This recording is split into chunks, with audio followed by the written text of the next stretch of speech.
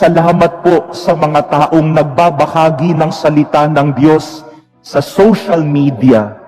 Lagi ninyong sineshare yung mga homily namin dito. Salamat sa inyo.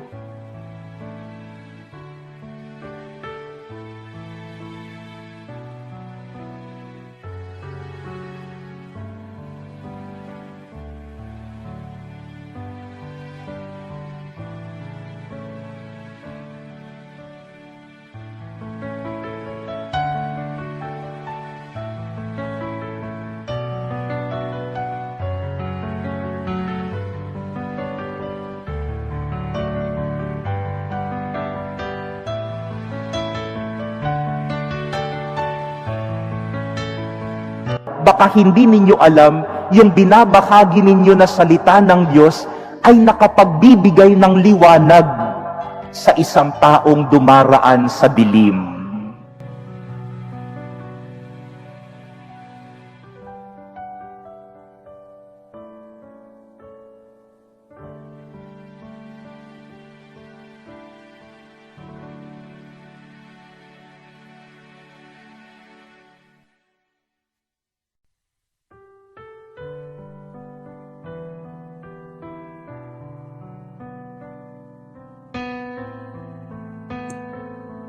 Good morning, my dear brothers and sisters,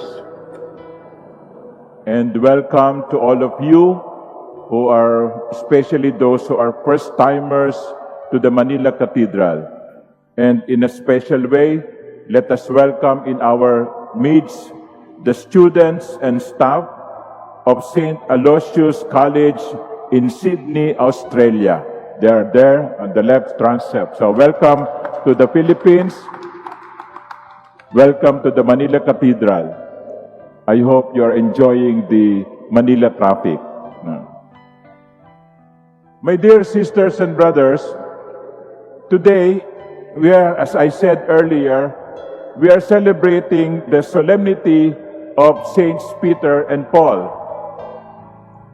That's why within the sanctuary at the altar, you can see the two images of Saints Peter and Paul. They are considered to be the pillars of the church. That's why even on a Sunday, their solemnity is celebrated to give importance to these two great men. But basing ourselves on what we read in the Gospels in the New Testament, we can see how these two great men are so different from one another. It's just like night and day. For example, Peter. Peter is a married man, a family man. Remember, Jesus healed his mother-in-law when she got fever, while Paul was a celibate. He never married. Peter was a local fisherman, just like what you see along Nabotas and Malabon, Manila Bay. While Paul was an educated man, a scholar, an expert in the Jewish law. Peter can be considered quite ordinary. Without his association with Jesus, Peter would not have been remembered. But Paul also, though an expert, a scholar, he was zealous in pursuing and punishing the church. Remember his story when he was on the road to Damascus? The reason why he was going to Damascus is to look for Christians and to put them in jail. He was a persecutor of the church. Si Pedro at si Pablo, parehong dakilang banal, pero ang laki ng pagkakaiba. Isa, simpleng mangingisda. Ang isa, may pinag-aralan. Yung isa, si Pedro, ay very impatient. Pabigla-bigla. Hindi ko minsan nag-iisip. Si Pablo, ang kinding kahinaan, inusig niya ang mga Kristiyano. These two great men were imperfect persons. But why did Jesus choose them? Why did Jesus call them to a special mission?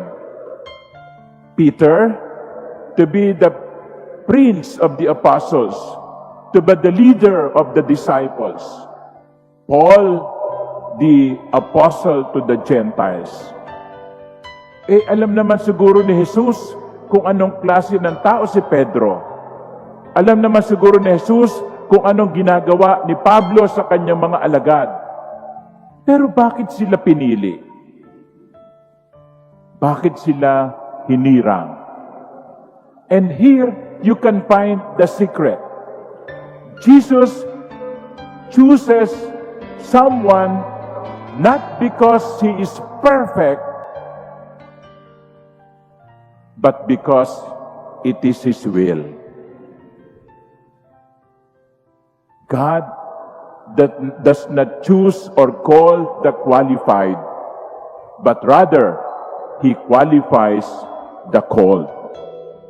Hindi sila pinili dahil sila'y karapat-dapat. Sila'y pinili at pinaging karapat-dapat. Hindi sila pinili sapagkat sila ang pinakadakila, pinakamahusay, pinakamagaling, pinaka-perfect. Kundi sa kabila ng kahinaan, sila'y pinili at binigyan ng biyaya ng Diyos upang magampanan ang kanilang misyon. My dear sisters and brothers, there is a lesson here. And what is that? When God calls you to do something, when God calls you for a mission, do not ask, why me? Because the Lord will say, why not? Kapag tayo ay pinili ng Panginoon para gawin ng isang bagay, huwag nating tignan, bakit ako? Hindi naman ako karapat-dapat. Kundi isipin na lamang natin, bahala ang Diyos. Pinili niya ako, tutulungan ako ng Panginoon. Kaya huwag kayong matakot, mga ginigilig ko kapatid. Kung kayo ay pinipili ng Panginoon para gawin ang isang bagay, you know, the only thing necessary is you believe and have faith in the Lord. That brings us to the gospel of today. Jesus has been asking the apostles, what do people say that I am? And they gave different answers. Well, some say you are John the Baptist. Others say you are Elijah. After listening to their answers, Jesus asked them point blank, what about you? Ikaw? Kayo? Tinatanong ko kayo ngayon, hindi yung kung ano yung sinasabi na iba, kundi kayo, anong sinasabi ninyo tungkol sa akin? You see, the Lord is also asking that the same question to you, my dear brothers and sisters, to you today. Ikaw, sino ako para sa iyo? Huwag niyo sabihin yung narinig niyo sa iba, kundi ipahayag ninyo kung sino si Jesus para sa inyo. You know, there are things that we cannot allow others to do for us. There are things that we have to do ourselves. We cannot ask somebody to eat for us. Ikain mo nga ako. Hindi. Ikaw ang dapat kumain. Hindi mo pwede sabihin, iligo mo nga ako. Ikaw na nga maligo para sa akin. Hindi. You have to take your own shower. You have to take your own food. There are things that you cannot delegate to other people to do on your behalf. Ikaw ang gagawa. Ngayon, sa umagang ito, tinatanong kayo ni Jesus, sino ako para sa inyo? And here Peter, on behalf of the rest, said, "You are the Christ, the Son of the living God." That is Peter's profession of faith. You are the Christ. Going back to what I said earlier, when the Lord asks you to do something, do not be afraid. Do not hesitate. Do not say no, but rather believe. Believe like Peter. Profess your faith in Jesus, the Son of God. Huwag kayong matakot, sapagkat kung may ipinagagawa sa inyo ang Diyos, tutulungan niya kayo ng kanyang biyaya upang gawin ito.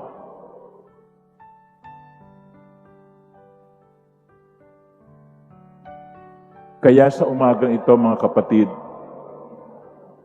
tanungin ninyo ang inyong sarili, ano ang gusto ng Diyos na gawin ko? Ano ang ipinagagawa ng Diyos sa akin?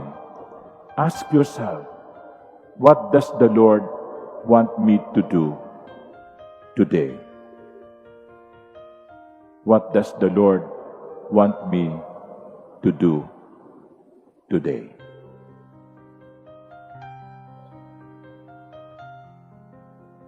And after having discovered what the Lord wants you to do, sabihin nyo, Lord, tulungan mo ako.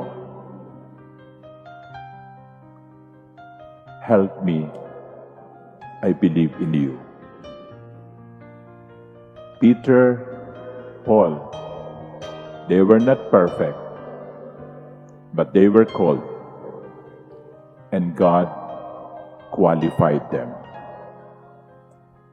Amen.